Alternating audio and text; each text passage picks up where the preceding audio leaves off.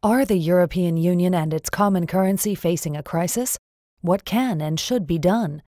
The EU is planning a new treaty called the European Stability Mechanism, or ESM.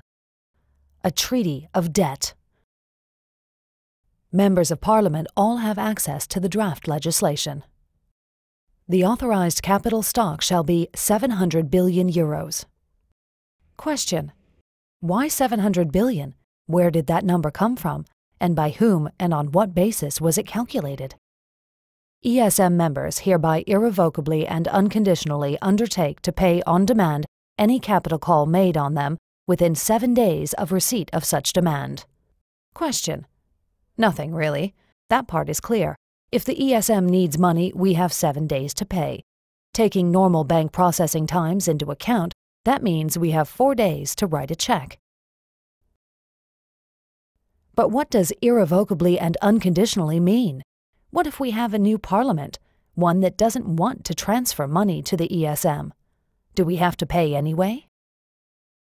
The Board of Governors may decide to change the authorized capital and amend Article 8 accordingly. Question: pardon me? 700 billion is just the beginning? The ESM can stock up the fund as much as it wants to, any time it wants to? And we would then be required, under Article 9, to irrevocably and unconditionally pay up?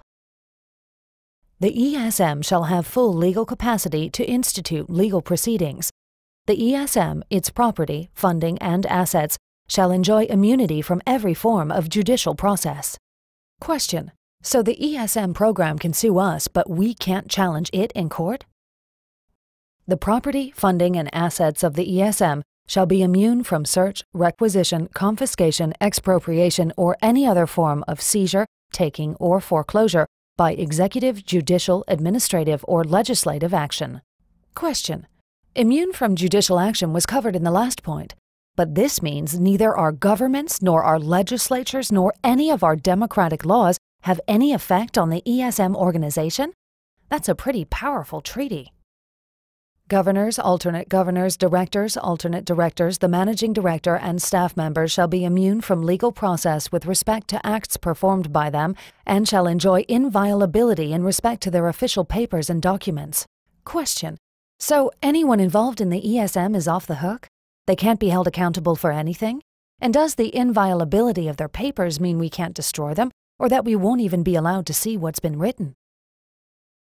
The treaty establishes a new intergovernmental organization to which we are required to transfer unlimited assets within 7 days if it so requests. An organization that can sue us but is immune from all forms of prosecution and whose managers enjoy the same immunity. There are no independent reviewers and no existing laws apply. Governments cannot take action against it. Europe's national budgets in the hands of one single, unelected, intergovernmental organization? Is that the future of Europe? Is that the new EU? A Europe devoid of sovereign democracies? Is that what you want?